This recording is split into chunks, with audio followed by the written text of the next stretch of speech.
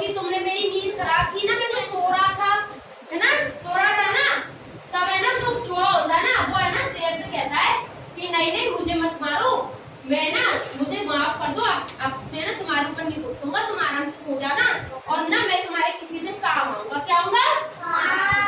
जब तुम मुसीबत में होंगे तो मैं तुम्हारी क्या करूंगा? मदद करूंगा।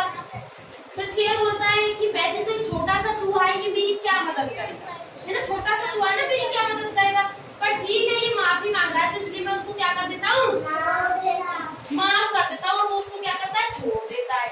ठीक है। अब क्या होता है, एक दिन है ना जंगल में आता है वो आता है शिकारी। कौन आता है?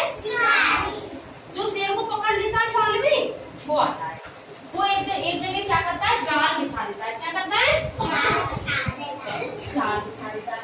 अब जो शेर होता है ना, शेर वो जाल में फंस जाता है। क्या करता है? फिर वो मदद के लिए चिल्लाता है, कोई मुझे बचाओ, कोई मुझे बचाओ।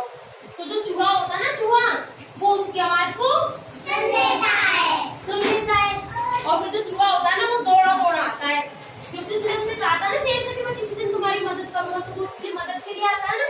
और जब वो आता है ना, तो अपने पहले दांतों से अपन के कपड़े कुतर देते हैं ना चूहे, ऐसे जल्दी किसको कुतर देता है?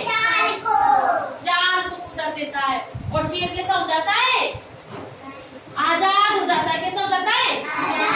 तब शेर कहता है कि तुम तो वास्तव में छोटे से हो, और तुमने तो मेरी बड़ी मदद की है। फिर शेर बहुत खुश होता है, और जो चूहा होता है ना, उसको क्या बोलता है? Thank you. क्या बोलता है? थैंक यू, है ना। फिर वो दोनों अपने अपने घर चले जाते हैं। तो इस कहानी से हमको क्या शिक्षा मिलती है? हमको इस कहानी से शिक्षा मिलती है कि हमें कभी भी किसी को भी छोटा नहीं मानना चाहिए, क्योंकि हो सकता है छोटा व्यक्ति भी किसी दिन हमारे